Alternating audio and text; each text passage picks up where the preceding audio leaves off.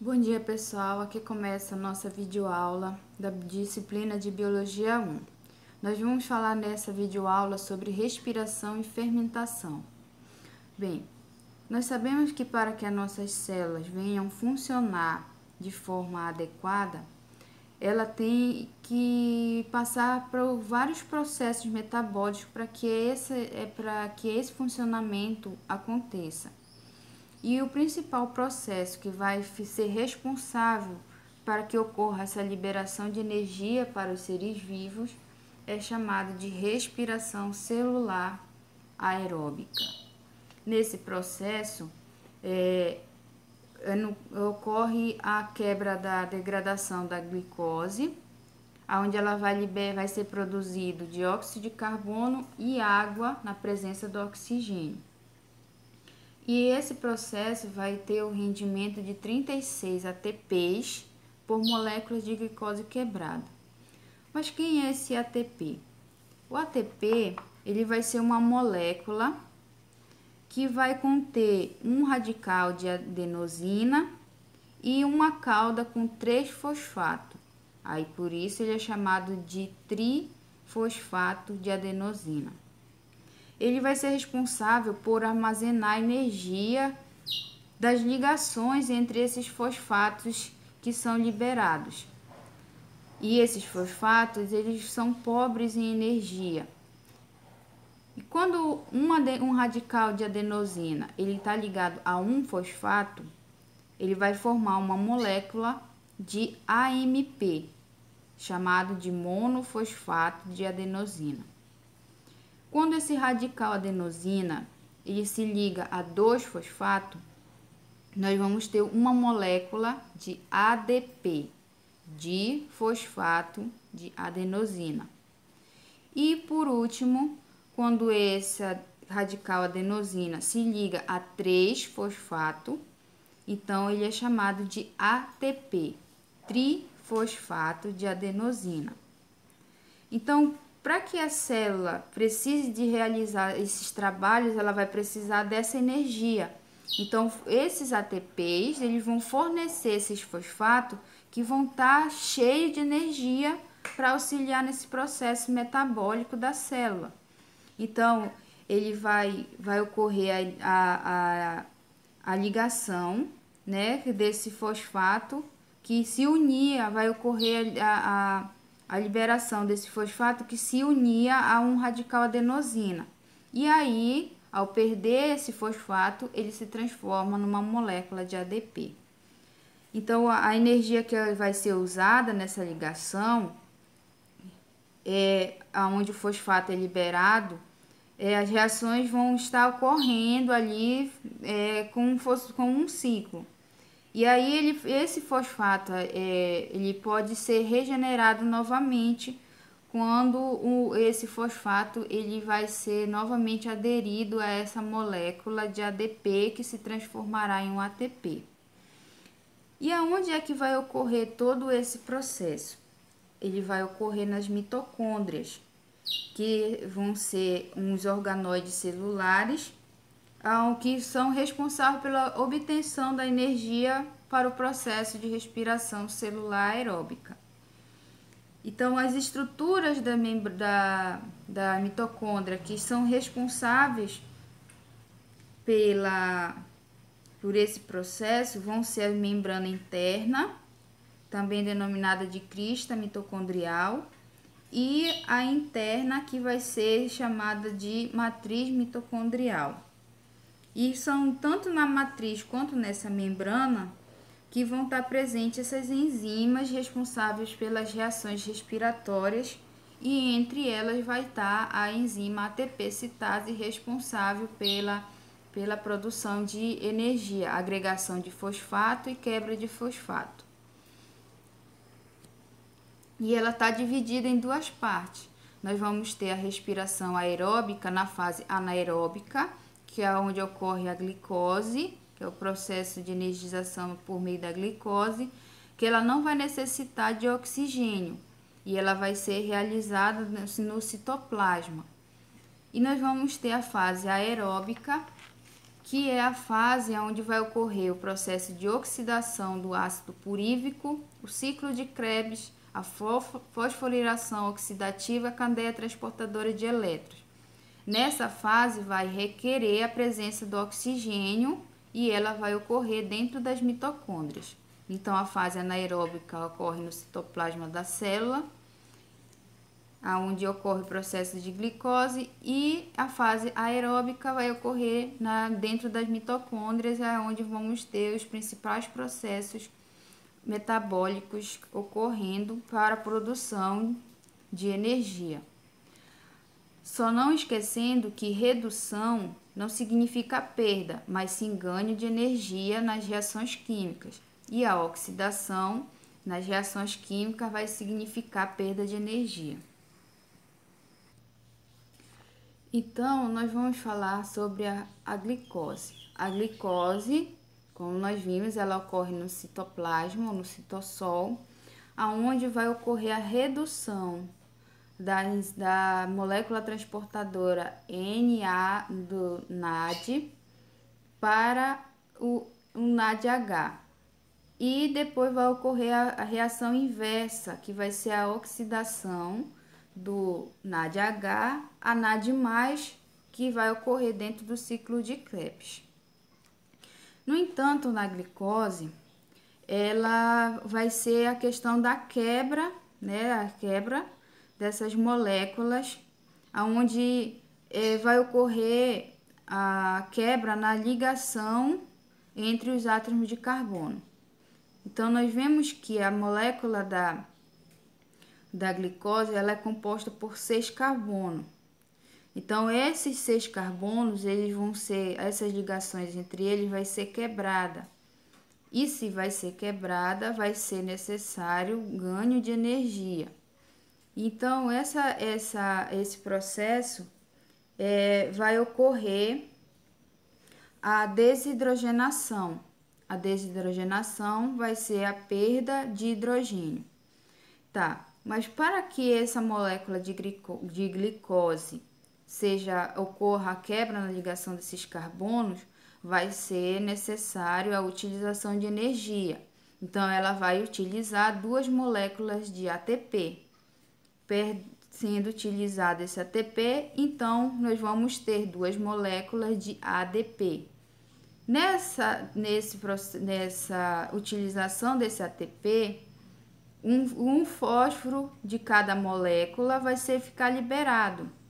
Então, ocorrendo a quebra da glicose, nós vamos ter a formação de 2 moléculas de gliceraldeído 3-fosfato, que é uma molécula composta por um fosfato e 3 carbonos. Sendo que esse fosfato está liberado, a molécula de NAD, que é a molécula transportadora, ela vai pegar os elétrons que estão bem energizados, capturar as moléculas de hidrogênio que ocorreram da quebra da molécula da glicose e vai transformar em NADH. E vão agregar e vão capturar o fosfato que está liberado da quebra do uso da energia do ATP e vão agregar a molécula de gliceraldeído, que vai passar a ter agora 2 moléculas de fosfato e 3 moléculas de carbono. Ao agregar esse fosfato, vai ocorrer a reação inversa, que vai ser o quê? A questão da oxidação, aonde esse NADH vai se transformar em NAD, porque ele vai liberar mais hidrogênio, e esse hidrogênio que vai ser um próton, e com isso daí vai ocorrer novamente a produção de ATP. Então, nós vimos que no início da quebra da ligação dos carbonos da glicose foi utilizado 2 moléculas de ATP, que produziu 2 moléculas de gliceraldeído 3-fosfato. 3-fosfato porque ele tem 3 moléculas de carbono. E aí foi produzido com essa quebra dessa molécula, 2 NADH, certo? E aí, para que ocorra a produção, para que no final, o produto final seja o ácido purívico, ocorreu a produção de mais 2 ATPs em cada molécula de gliceraldeído. Então, no final, nós vamos ter um composto com 3 carbono, 4 hidrogênio e 3 oxigênio, que vai ser o chamado de ácido púrico. E no final desse processo, além da formação do ácido púrico, nós vamos ter também de saldo final 2 ATPs, ok? Por que 2 ATPs? Porque vai ser uma molécula de uma molécula de glicose, foram quebradas e formadas 2 moléculas de gliceraldeído, que no final formou 2 moléculas de ácido purívico, também chamado de piruvato. E como saldo final de energia, nós tivemos a produção de 2 ATPs. Foi utilizado 2 ATPs para a quebra da molécula de glicose e no final terminou-se com um saldo de 2 ATPs. O NAD ele vai ser uma substância que vai atuar como uma coenzima. E ela vai receber os elétrons e hidrogênios sendo reduzida a NADH. Ou seja, se ela foi reduzida, ela está ganhando energia, certo? E aí nós vamos ter a oxidação do ácido purívico ou do piruvato, que vai ocorrer na matriz mitocondrial. Então, esse ácido purívico que foi formado lá na glicólise, na quebra da molécula da glicose, ele vai ser levado para o interior dessa mitocôndria, lá na matriz mitocondrial, aonde vai ocorrer a reação dele com a substância denominada de coenzima A, ou CoA, também chamado de CoA. Nesse processo aí dessa reação, vai ser produzido, né, a molécula chamada de acetilcoenzima A, ou acetil-CoA. Nessa molécula aí, ao ocorrer a produção dessa molécula, ocorre também a produção da molécula de dióxido de carbono, porque ele vai ocorrer a quebra desse ácido purívico através da reação com a coenzima A e vai ocorrer a liberação de dióxido de carbono.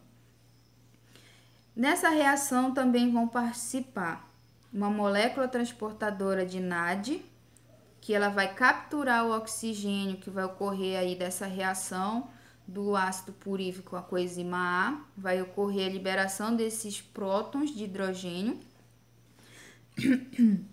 e vai também fazer com que ocorra a captura dos elétrons que estão energizados ali. Então, essa molécula transportadora NAD vai se transformar no NADH e vai capturar os elétrons de hidrogênio. Os elétrons que vão estar energizados, que foram liberados na reação com a coenzima A. E é importante lembrar que depois da questão da liberação do acetil-CoA, é que nós vamos ter o início no ciclo de Krebs. Mas é importante observar que 2 moléculas de ácido purívico, eles vão passar pelo processo de oxidação. Se é oxidação, perda de energia. Então, ele vai produzir 2 moléculas de acetil-CoA, certo? E aí vamos iniciar o ciclo de Krebs. O ciclo de Krebs também vai ocorrer na matriz mitocondrial, aonde esse ácido purívico vai ocorrer através da reação dele com a coenzima A, vai produzir dióxido de carbono e vai ter a formação do NADH+. E vai ocorrer a produção do ácido, da produção da molécula da coenzima A, que vai ser formada por 2 carbonos. Então, esse acetil-CoA, ele vai vão sofrer uma reação com ácido oxalacético, que é o ácido oxalacético. Então, esse ácido oxalacético, ele vai ocorrer essa reação dele, fazendo a formação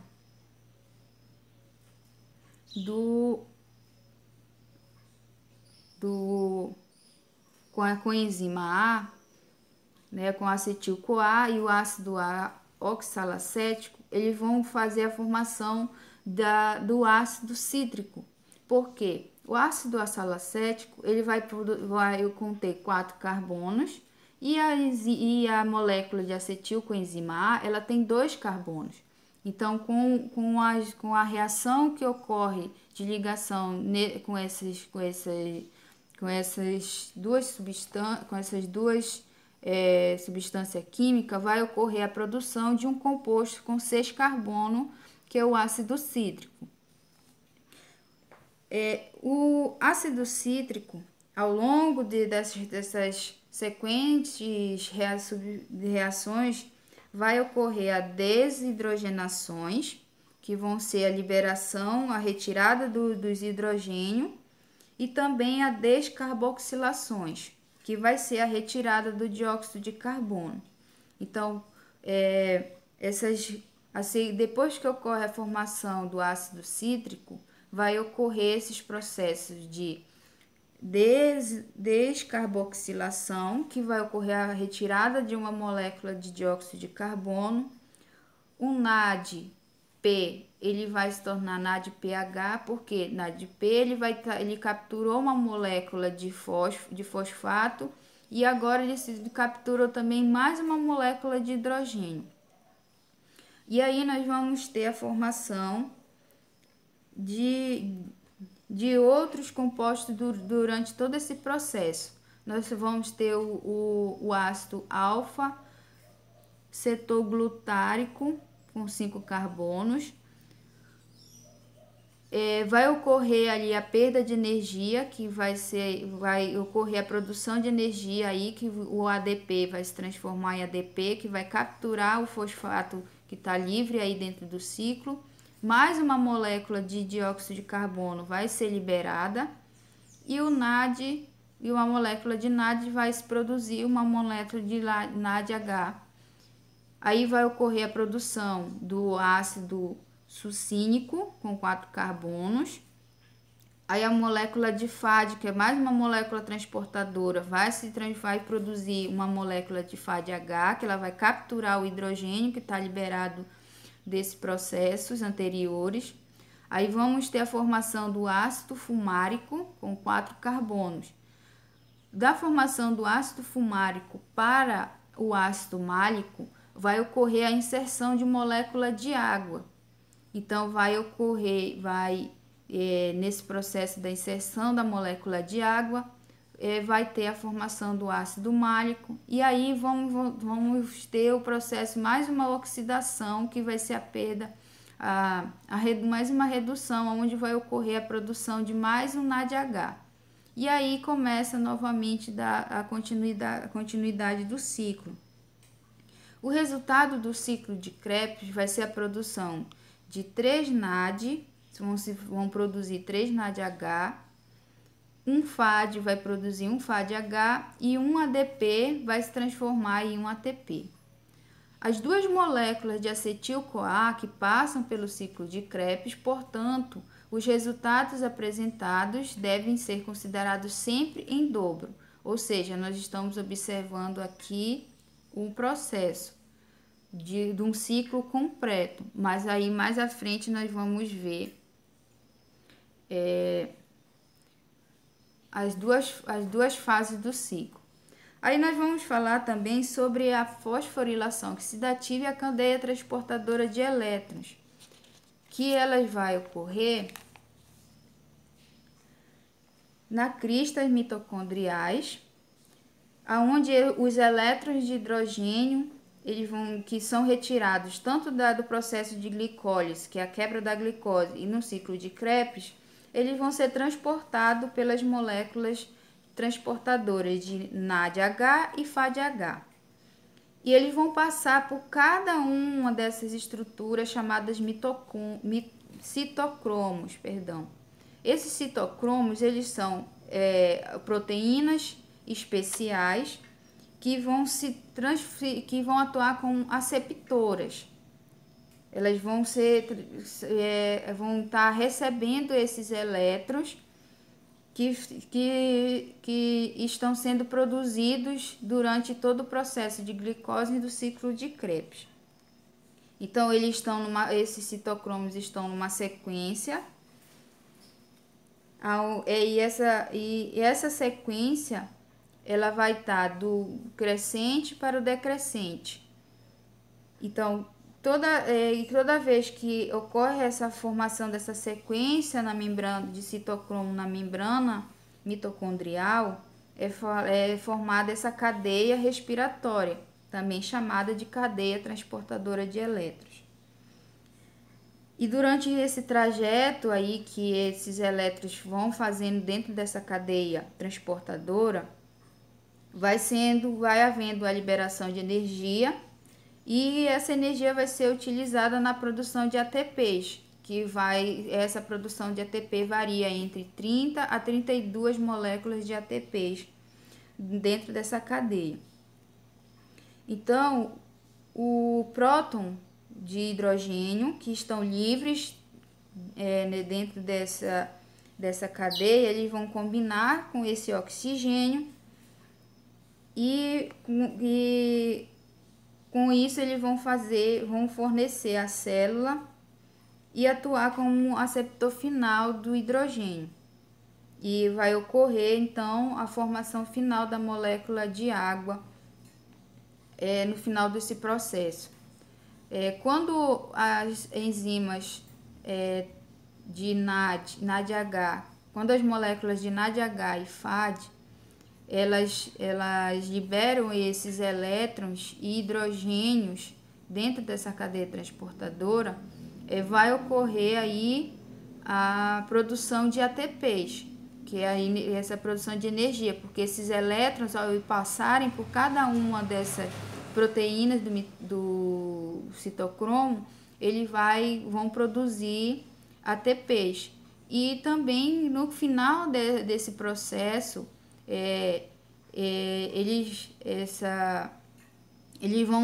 vai ocorrer também a produção do hidrogênio, que é onde o oxigênio ele vai capturar essas moléculas de hidrogênio, formando a molécula de água.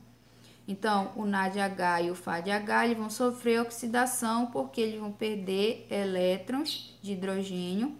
Os citocromos, que são as moléculas transportadoras, vão transferir elétrons de um nível de maior energia para outro de menor energia. Então, vai ser de crescente para decrescente.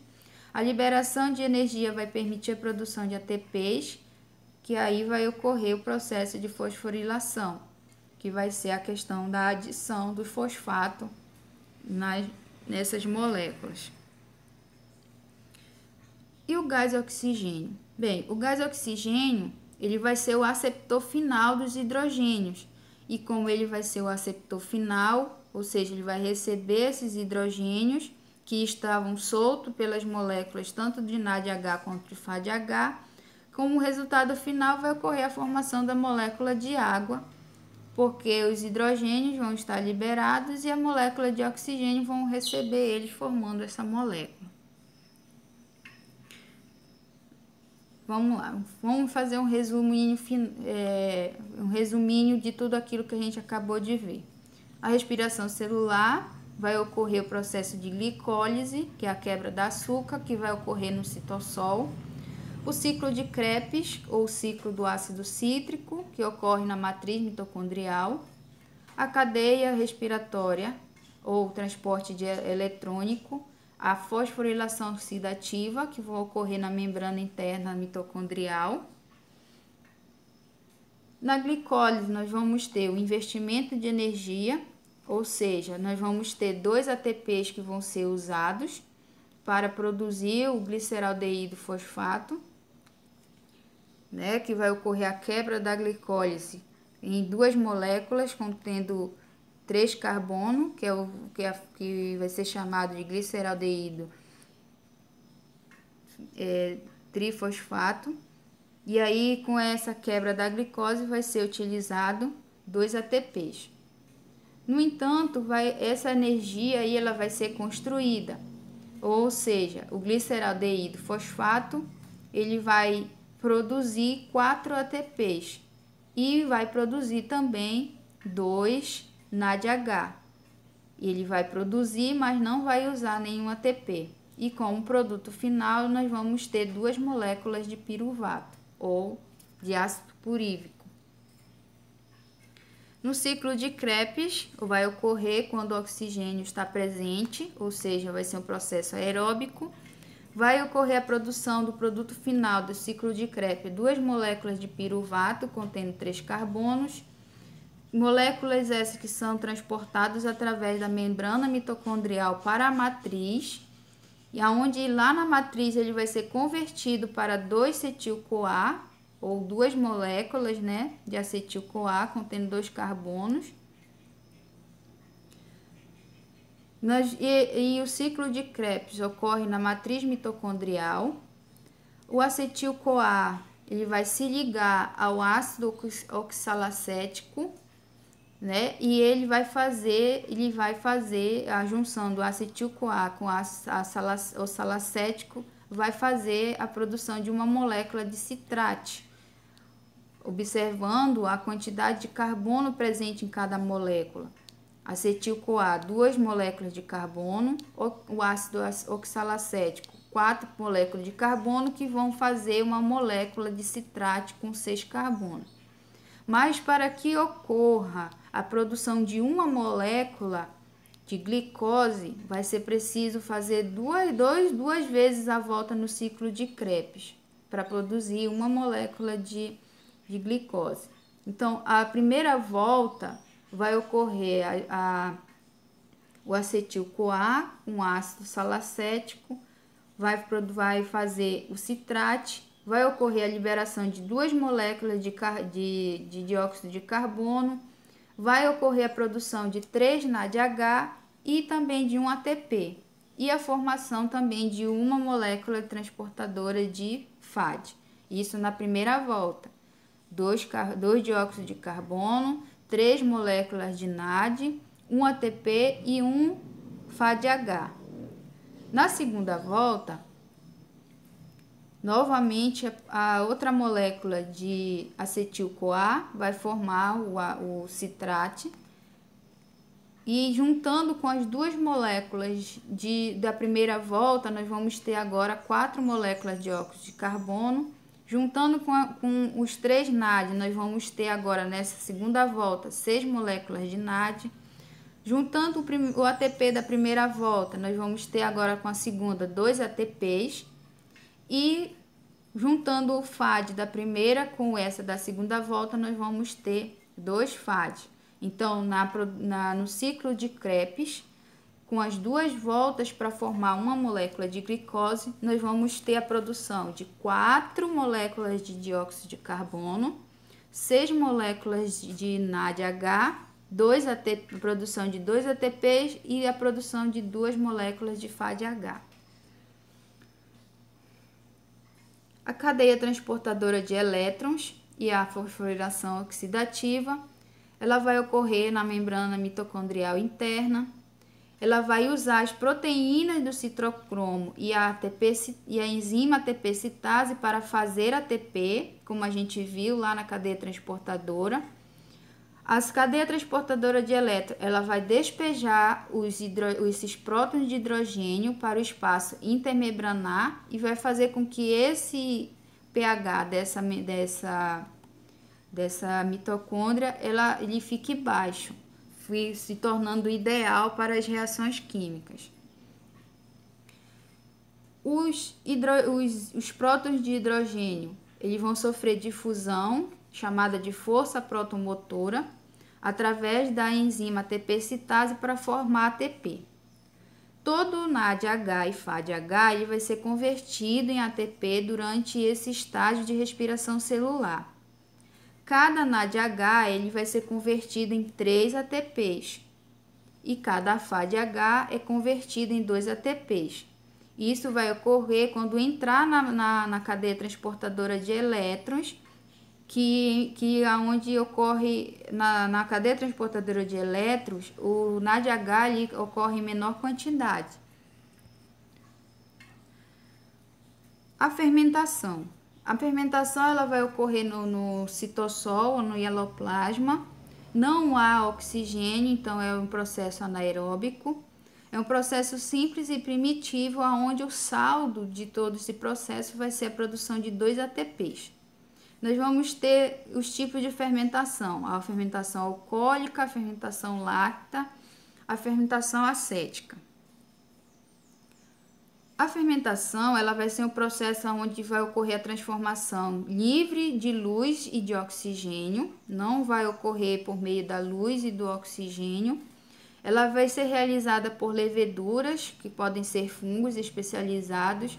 Ela utiliza a glicose como um substrato para essa reação, e a quebra dessa glicose é chamada do processo de glicólise. Bem, a fermentação láctea. Na fermentação láctea, a molécula, observem aí os prótons de hidrogênio. Observem a quantidade de hidrogênio que vai sendo utilizado, que vai sendo liberado. A molécula de glicose, ela vai possuir 12 moléculas de hidrogênio. Então, quando ocorre a quebra dessa molécula de glicose, vai ser produzido 2 NADH. 2 NADH, porque 2 hidrogênios dessa molécula que foram liberados da quebra da molécula de glicose, a molécula transportadora ela vai capturar esse hidrogênio. E aí, quando ocorre essa quebra, ocorre também a produção de 2 ATPs. E aí nós vamos no produto final, como a gente viu lá, que vai passar pelo processo de fosforilação, pelo ciclo de Krebs, e aí vai formar as 2 moléculas de piruvato. Uma molécula de piruvato, ela contém 4 moléculas de hidrogênio. Para que ocorra a fermentação láctea, o produto lácteo no final, ela vai ser utilizado 2 moléculas de NADH.